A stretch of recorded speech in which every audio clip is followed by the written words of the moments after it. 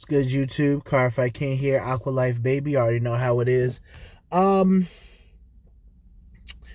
it's been a minute, haven't seen you guys in a while. Just been, you know, just doing my thing, being, work. I got, sick for a bit. Just leaving the doctor's office now. Between all that, I've been playing Vanguard in between. I've been doing pretty well, actually, doing pretty well. I know that we had the set for Infinity Cradle drop recently. So that's pretty good. The set's actually, okay. The decks in it that that you can build that people play are pretty fun. How good are they? I don't know. But yeah, my birthday was this past weekend. I wanted to just, I guess, catch you guys up on what's been going on as far as Vanguard is concerned. Really, in addition, the week, so not this past weekend, but the weekend before this past one, played Dark Irregulars, went undefeated with that, so that was pretty cool. Was really on my game with a lot of the plays. The Icicle Girl saved me in a lot of matchups, even against like Shirayuki, in my board. Basically the +10 made it so that it was still even. And, even still, the opponent would have to drop another card in order to block. In order to block the card, because like, yes, you Shirayuki'd me 3 times, but the attack still hits for a 5k shield. So, there's still another card. Brufus is an amazing card. Literally the whole flow of the deck is really just, Brufus, dropping Brufus, running with Brufus, most of the way through, trying to get his full skill setup, there. Then you spend the rest of the game setting up for hard leg, and to drop, then the drop NLK, drop NLK when your opponent's pushed to like 4 or 5 damage, drop hard leg, and push for game.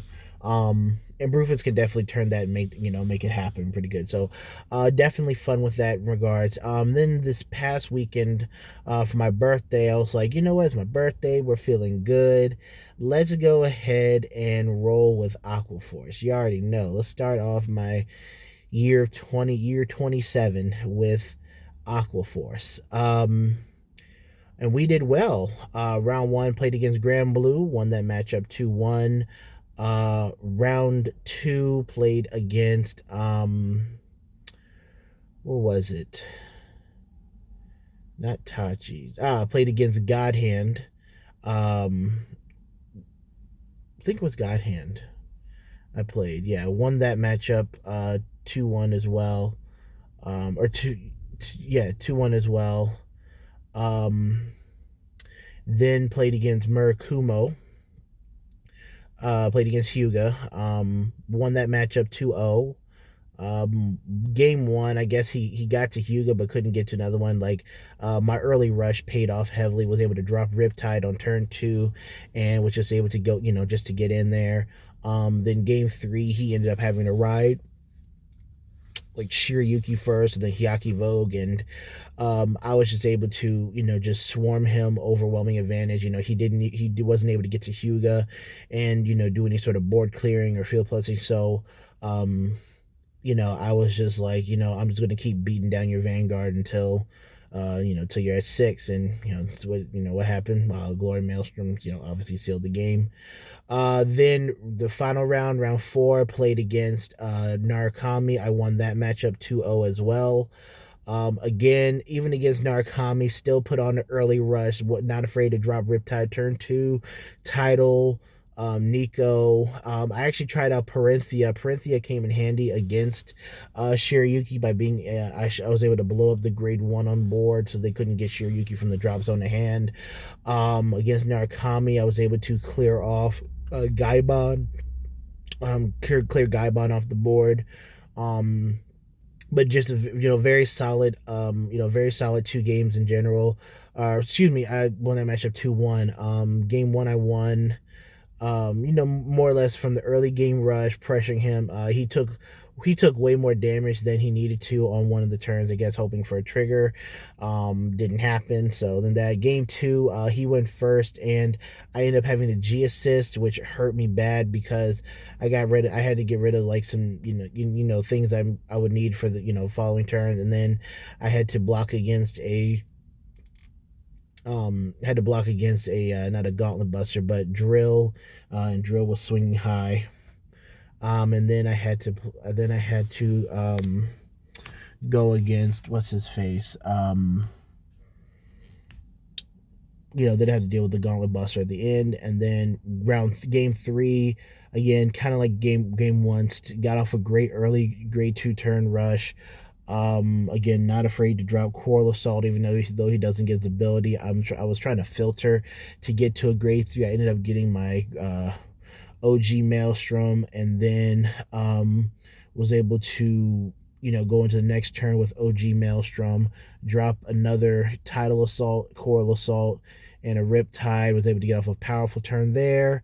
Was able to draw into Glory Maelstrom, and then the following turn after that, he cleared some of my board, but I was at such low damage. He was pushed to 5 that it was simple, just drop glory, and go in. So yeah, really good tournament turnout there. Good results from Aquaforce. Still haven't missed a top with my babies. Yes.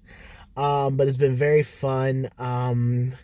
I'm looking forward. I also want to talk to you guys about Revonn as well. I am definitely looking forward to Revonn. I do have some concerns as far as the support around him goes, and what this is going to mean for us, because again, I always mention that the way that the game is going, there is something that I'm looking for them to make in terms of what we're going to be able to do in Aquaforce. So I'm really hoping that the support around Revonn is going to let us go off sooner rather than later.